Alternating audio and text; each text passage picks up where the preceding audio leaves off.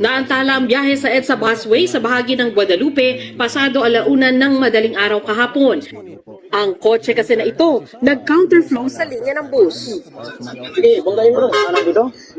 Bahagya pa itong umabante. Pero wala ring nagawa kundi umatras. Siguro bago siya umatras po, mga 2 minutes pa siguro bago siya umatras po Ano yung gusto niya, ibig sabihin niya, parang kami pa siguro yung mali. Gaano kahabay inatras niya? 100 meters.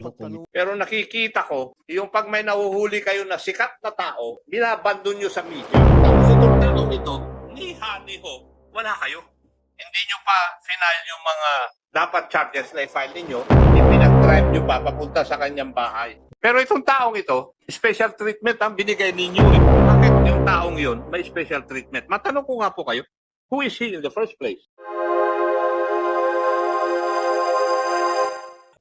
We go to the next agenda, which is the briefing or update of concerned agencies on the July 28 EDSA busway counterflow incident. This committee takes cognizance of the incident which happened in the wee hours of July 28, 2024, which is a Sunday, along the EDSA bus carousel lane in Guadalupe, Makati.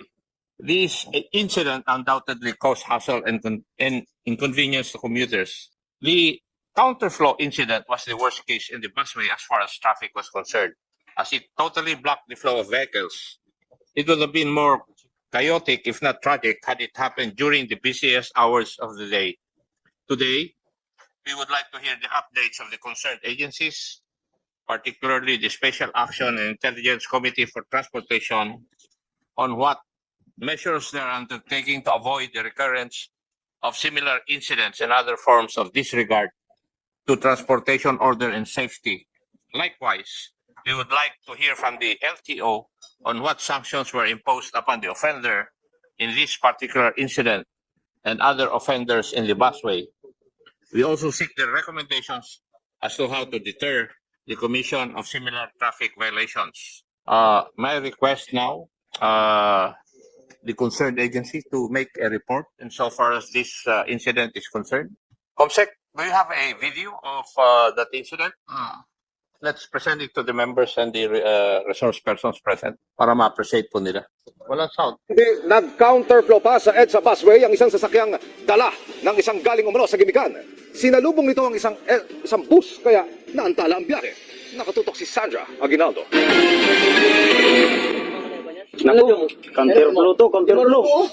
Naantala ang biyahe sa EDSA busway sa bahagi ng Guadalupe pasado alauna ng madaling araw kahapon.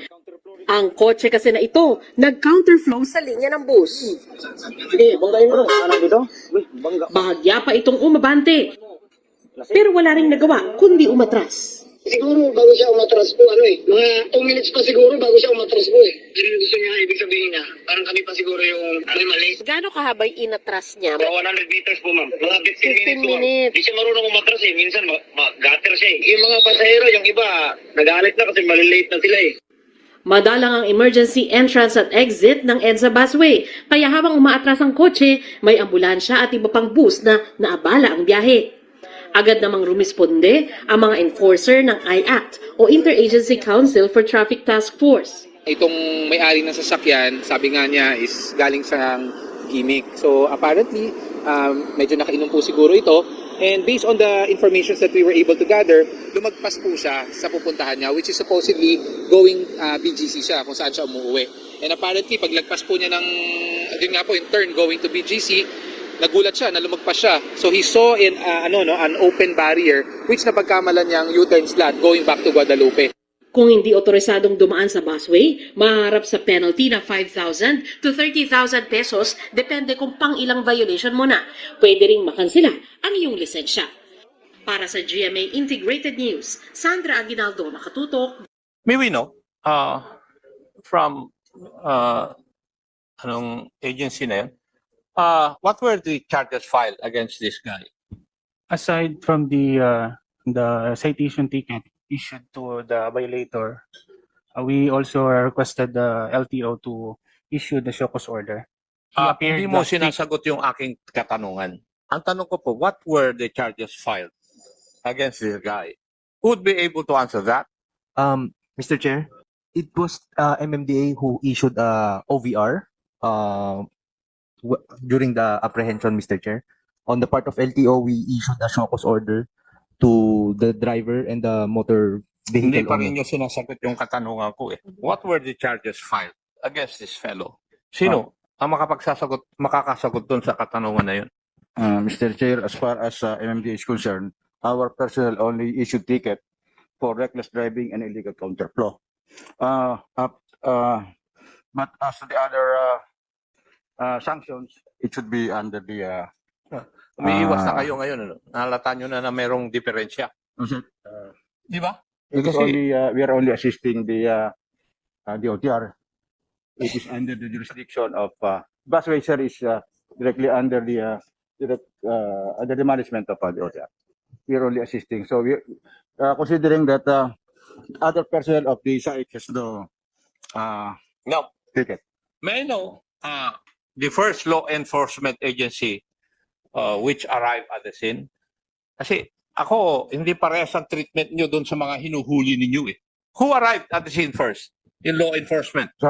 Based on the statement of our personnel who issued ticket, that around 2:05 a.m., July 28, our metro base saw in the CCTV na meron nga sir na counterflow. So, traffic aid Adrian Oro and traffic auxiliary Marco were dispatched. So, So anong agency nga yung una-una na dumating?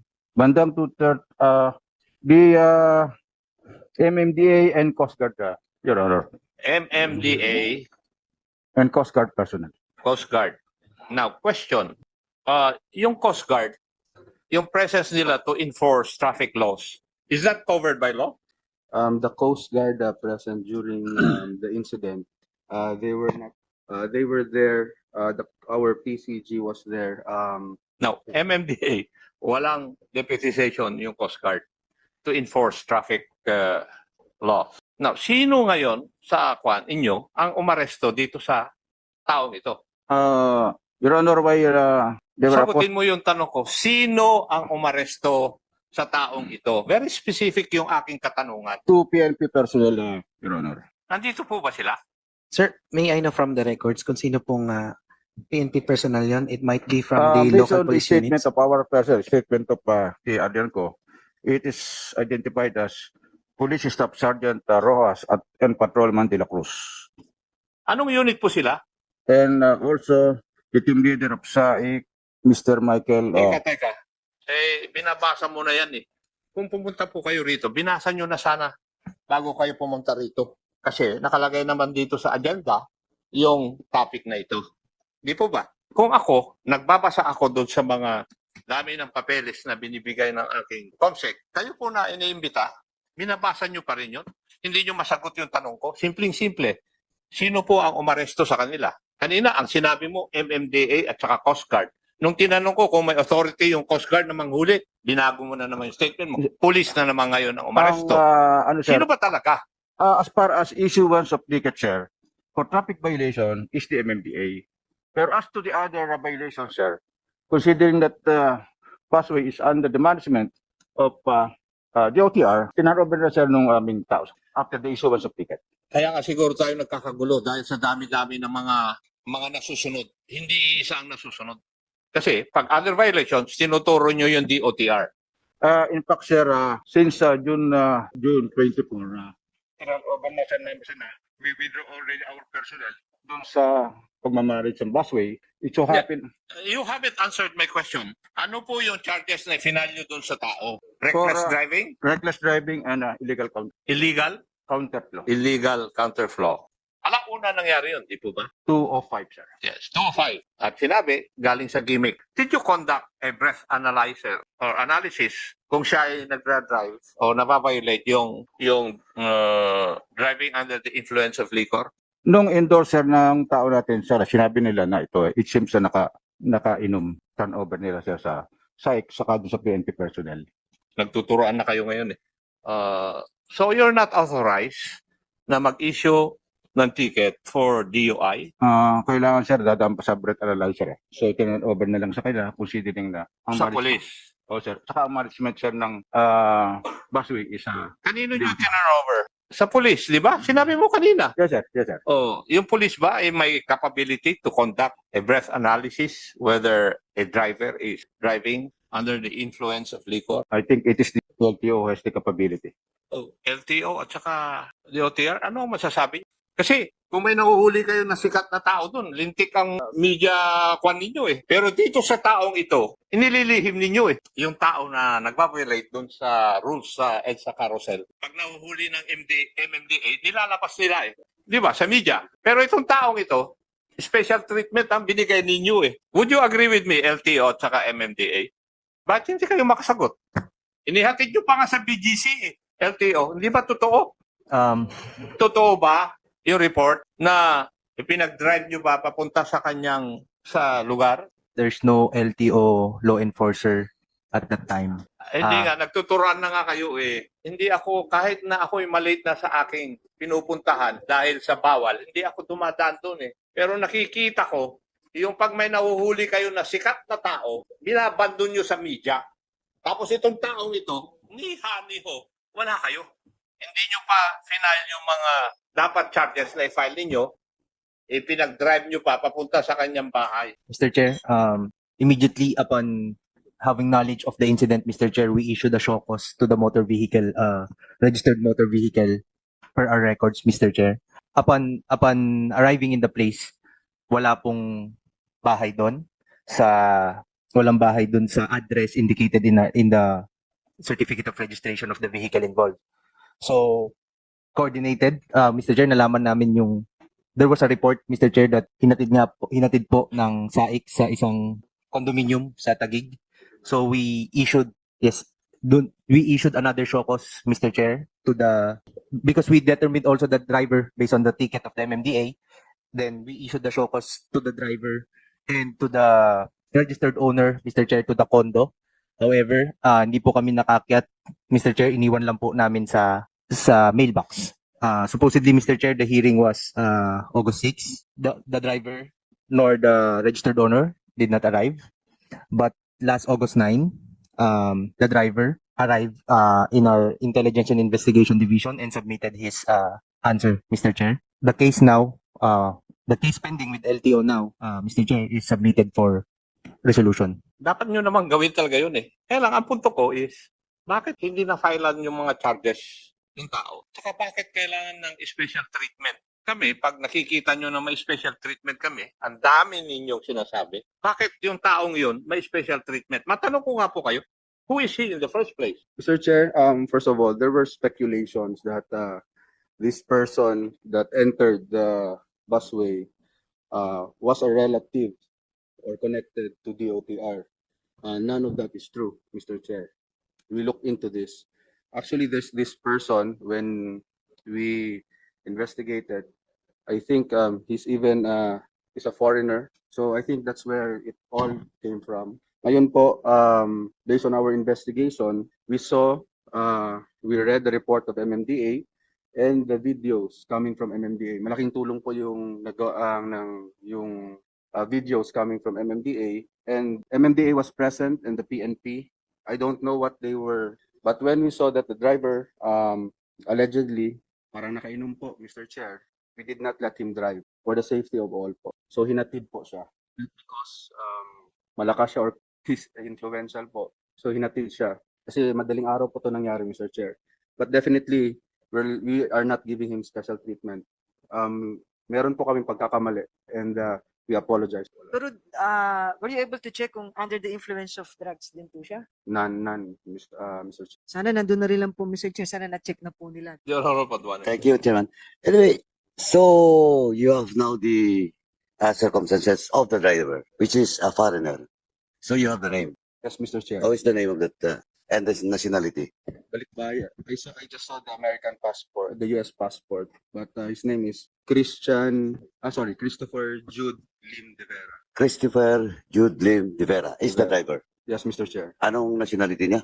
US citizen? He's a dual. Dual. Dual. Okay, now the owner of the vehicle. Who's the owner of the vehicle? The owner of the vehicle is the mother. The mother of de Vera, Yes, Mr. Chair. which is a Filipina. Filipina, Mr. Chair. So Pero yung address doon, address doon sa registered vehicle is not the real address. Yung Kasi walang bahay, di ba? Sabi niyo. wala po. Oh, so in short, Pagpunta may, namin, pagpunta ng team po, bakanteng lote po. in short, may problema rin LTO dyan. Bakanteng Tama. lote. Opo. So, Kasi napalsified yung documents nyo. You issue a registration to a person, this is not residing in that such place. Tama. But that property is, who owns the property, yung naka-address. the investigation is still going on, Mr. Chair. But since we have yung address doon But sa are you sure? But are you sure that hinatid pa po ng police doon sa condo unit? Ano po? Are you sure that hinatid pa doon sa condo unit? Hinatid po ng PCG po, ng SAIC. Philippine Coast Guard. Opo. Dahil lasing. Yun ang Pero yung pagkala. statement ko kanina is a very influential person. Why? Yun ang pinapalabas po na kumakalat. That's why they said that So marites pa lang yan. wala pong, it's not connected Kaso, to, ha? it's not connected to any, Sa LTO. sa DOTR, LTO, wala po sa amin. O, sa inyo. Sir. Pero sa iba. Wala pa kayong holdings with regards to it. Based on the information that we gathered, Mr. Chair, wala po. MMDA, so you confirm now the name? Do you agree with the name? Ito. Chairman, hindi pa naman ito investigation, di ba? But it's up to you to answer or not, di ba? Pero pag nag-move ako mamaya for a moto proprio, papatawag talaga kayo namin, pati mga polis. Sinabi ko lang Mr. Chair. Kasi since June 14, nag-communicate na po kami sa DOTR. Sandali, just answer my question. Do you confirm the name Yes, City yes. Swinson? Yes, And the circumstances? yes, Mr. Chair. Yes, no or no lang. Now, so you have all the list of people that was present, and that includes the PCG na matid doon sa condo unit. We have no knowledge about Oh. who escort. DOTR. Based on, Also, you don't have knowledge. Are you sure of that? yes, Kasi babaya, baka yung employee nyo that you have mentioned, sumama rin doon. DOTR, how did you get, ito, hindi mo alam ha? DOTR, please. How did you get such information? We got the information, Mr. Chair, because when this happened, around July, the following day po, we conducted the investigation. So, In your investigation, sino talaga nagatid? ang naghatid po, dalawang PCG and one SAIC from DOTR po. From DOTR. Opo. So, walang MMDA. Yung sinabi niya nag-issue ng ticket was at there. Nag-issue po ang MMDA ng No, ticket. Ang First on the crime tinatanong scene. ko, the one that issues the ticket, hindi sumama doon sa paghatid sa kondo. No po. Hindi. So, walang police, dalawang Coast Guard, saka isang SAIC under sa DOTR. Opo. Sino yung SAIC na yun? Almoite. Almoite. Your Sorry, Honor. Garcia. Yung Coast Guard na nag-escort nandito. Mr. Eric Garcia and Michael Amoy Tato. Naghatid po is Garcia lang po. Opo, ang dalawa po. Good morning, Mr. Chair. In behalf of the Coast Guard, our two personnel is Coast Guard Apprentice Seaman Hassan and Coast Guard Apprentice Seaman Villalobos, sir. Thank you. Thank So, you, Chairman, pwede na patuloy ka. So, yung SAIC, under the DOTR, tama. Yes, Mr. Oh, Chair. so, what have you done with that personnel of SAIC under the DOTR after that incident? We investigated, Mr. Chair. No. Having steps.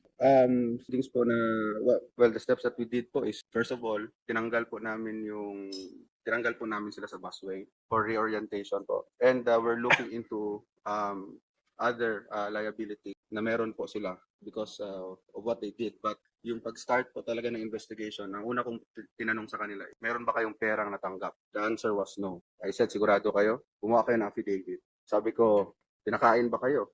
Anything na meron bang binigay sa inyo as a thank you? Wala po, sir. That was the answer to me. Chairman, follow up lang doon sa Philippine Coast Guard. So, sir, ano na yung yung report sa inyo, detailed report with regards to your two personnel sa Coast Guard in that incident?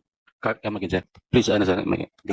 Yung report nyo with regards to what happened that involves your two personnel. Sir, our two personnel, sir, they are together with one assistant team leader from the SAIC na naghatid doon sa a certain Mr. Christopher Jude Lim de Vera going to his condo in BGC, sir, during that time. Kasi detailed po sila, sir, sa SAIC na naka-duty on that time sa certain station sa EDSA, sir. So why in the condo? Why not in the police station? Or doon sa DOTR? Or anywhere, sa MMDA? Why sa condo? Did your personnel explain to you? Did you ask them why they escorted that person to his condominium? Yes, sir. The two apprentice seamen, sir, or private persons, sir, just adhere the instructions of their team leader from SAIC, sir. Because during that time, every team, sir, has a team leader.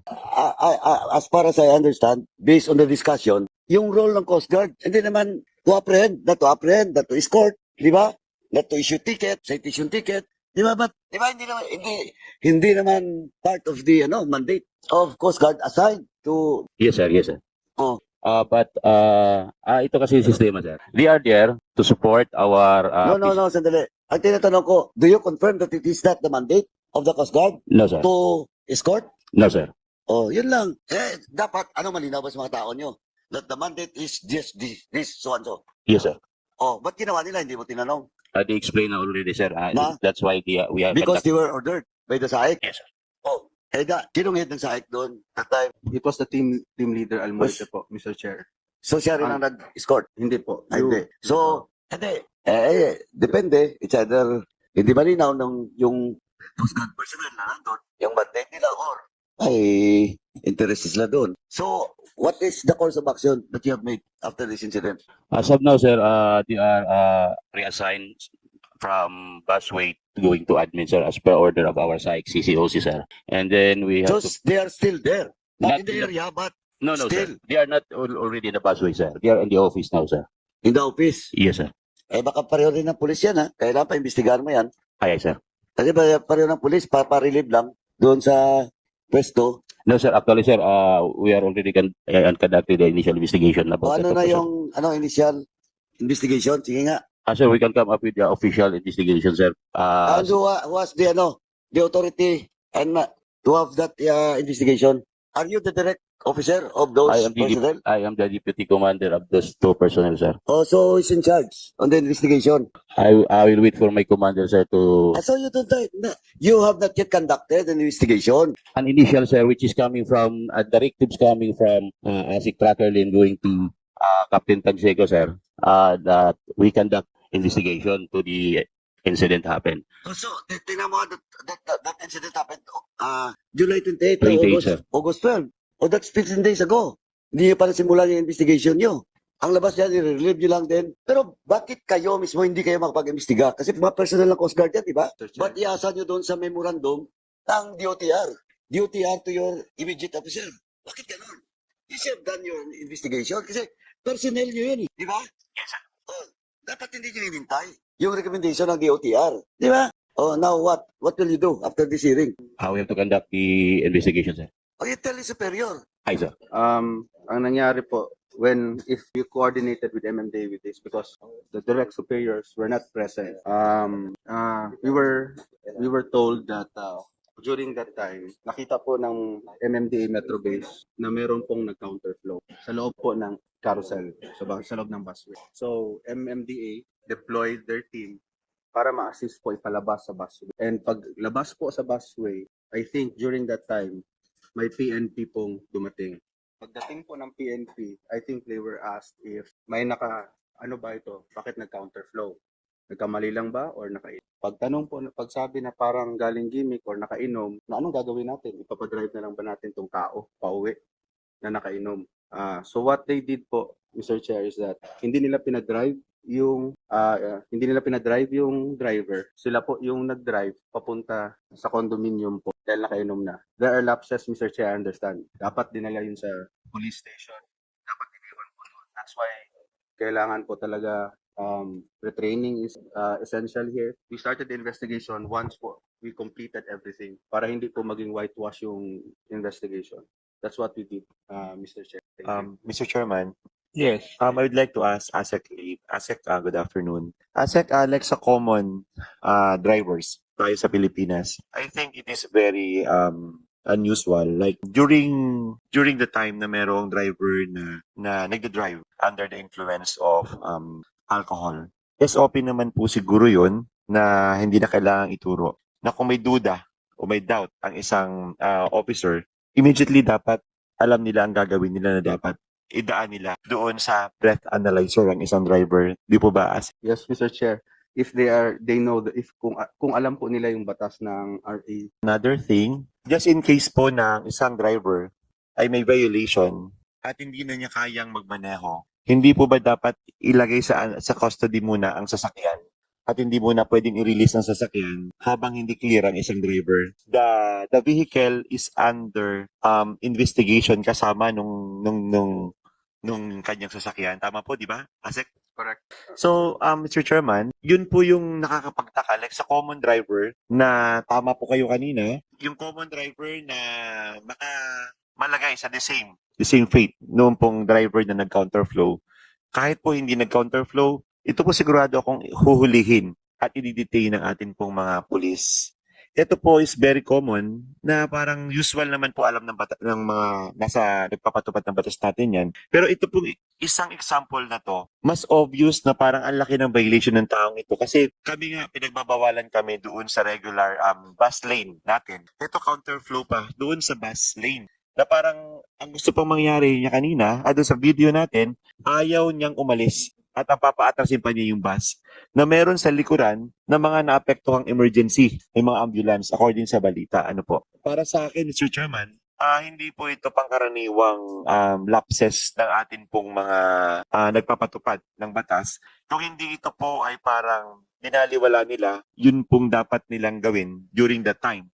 Kung ito pong ating violator ay gumawa doon po ng pagkakamali. I think kanina po narinig ko po si Congressman Paduano na gusto po niya itong parang mas palalimin yung pong inquiry tungkol po dito sa counterflow na to sa EDSA. Hindi ko po alam ang wisdom ng ating pong chairman tungkol dito kasi po mas malaki po yung nakikita kong pagkakamali ng ating pong mga agencies na nagpatupad po dito. Salamat po, Mr. Chairman. Ano pong unit ng police na nag-react? Sino ang tumawag? If I may, as per the joint affidavit of our 3 enforcers who responded to that incident, dumating kasi parang marami na daw. Actually, doon sa malapit sa EDSA Guadalupe, may naka-standby talaga doon from Makati Police na mobile. So sila po yung lumapit and sinabi ng enforcers namin na nag-counterflow at mukhang nakainom. But the police asked if nagre-resist daw ba yung driver, and they said hindi naman at maayos naman ang kausap. And sabi ng police, wala, di naman pala nagre-resist. So parang kaya nyo na yan. And yet, May catch you there. Is that an issue kung nagre-resist? When you implement the law, is that an issue? Yung magre-resist siya? Bakit tinatanong kung nagre-resist? When you're supposed to implement the law? Yun lang po yung tinanong daw ng police na dumating. Dalawang Hindi nga, police Makati.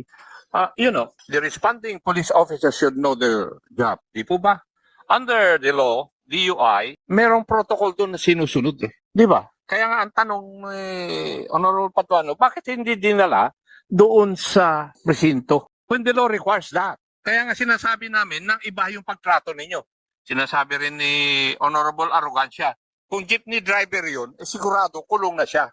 That is the very issue why we're asking, bakit iba ang treatment nyo dito sa taong ito? And yet, you haven't conducted any background investigation. Bakit nabigyan ng special treatment?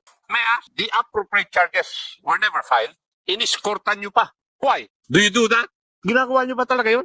Or this is the first time? Mr. Chair, Mr. Chair, Kung kaya niyang nag-navigate, no, ang sikip na yon, kaya niyang mag-drive pa uwi. Ang sikip nung carousel eh. Di ba? Kaya niyang pa uwi. Kasi, pagpasok niya, nakapasok siya dire-diretso eh. Hindi man lang siya na nabangga o ano. Are you lawyering for that guy? No, Mr. Chair. I just wanted to get the facts on the side of MMDA. Hindi nga, you answer our questions. Why is your treatment different? Yun ang issue eh. Why were the appropriate charges not filed against that guy? Mr. Chair, as to the filing of the DUI, yung mga enforcers namin, hindi po sila deputized. Ang naghuhuli lang po ng mga DUI ay LTO or police na deputized ng LTO na nag-undergo ng training. But they can bring the driver who is supposed to be drunk sa nearest I precinct. agree there. Kaya nga tinatanong ko, anong unit yung police force? You know why? Under the law, they can be charged for dereliction of duty. You read the law on driving under the influence of alcohol. Author nga ako niyan eh, naisa sa author. Why did you not do your part? Halimbawa, ikaw ang police force. If you did not do your part, then you can be charged for dereliction of duty. Nandito sa batas, very specific. Dapat dalhin sa presinto. Kaya nga tinatanong ni Honorable Paduano eh. Tapos sinasabi ninyo, baka hindi nila alam yung batas. When you implement the law, or when you are the implementer of the law, you should know the law. Di ba? Baby mo dapat yun. Bakit sino ang nag-utos na escortan pa siya at ipag-drive pa uwi? Ang dami ko ng katanungan pero hindi nyo nasasagot eh. Sino nag-utos? Mr. Chair, as discuss po doon sa team leader, wala pong may nag-utos. Walang It's nag-utos? between, yeah, Teka. yes po. Iwanagin mo natin. Huwag ka muna mag-explain. Walang nag-utos? Wala po. Teka, nandito yung taga Coast Guard. At saka sino yung membro ng Special Action na nandun? Sino ang Special Action? Kayong dalawa. Kayo ang nandun. Yung Coast Guard. So, sabi ninyo, walang nag-utos sa kanila na gawin yon. Totoo ba yun? Walang nag-utos sa inyo? Bakit nyo ginawa? Tama ba yung ginawa nyo? Sagutin nyo yung dalawang tanong ko. Bakit nyo ginawa na walang utos? Tama ba yung ginawa nyo? Pangalawang tanong. Pakisagot. Hindi sagutin. Hindi ko tinatanong kung mali. Tinatanong ko kung pag ito, nag-file si Honorable Paduano ng moto proprio ito, sasalang ko kayo. So ngayon pa lang, magsabi na kayo ng totoo. Magandang umaga po. Ako po si Michael Real Muete, team leader po ng Team Charlie. Ganito pa nangyari po. Noong July 28, Hindi, sagutin mo yung tanong ko. Bakit nyo sabi, walang utos sa inyo na ihatid siya at ipag-drive? team leader po ng MMD kay Sir Oro, na since wala po siyang kamag-anak dito, ay napag-desisyonan po namin na ipag-drive na lang po ng PCG po para po sa ibang producers po, baka bangga po siya ng ibang sasakyan po. So ikaw ang nag-utos sa PCG na ipag-drive? Nakipag-ugnayan po. Desisyon po Hindi namin. nga, sagutin mo muna ako. Ikaw naman, paiwas ka eh. Ikaw ang nag-utos sa PCG na ipag-drive. Nagtanong po ako sa... Yes or no? Yes, sir. Paiwas ka pa eh. Kung investigasyon nito, kukontempt kita eh. Kasasabi ko lang, magsabi na kayo ng totoo rito para malaman na namin yung katotohanan. Kaysa mag-imbestiga pa si Honorable Paduano. Diba? So, ikaw lahat ang nagdesisyon.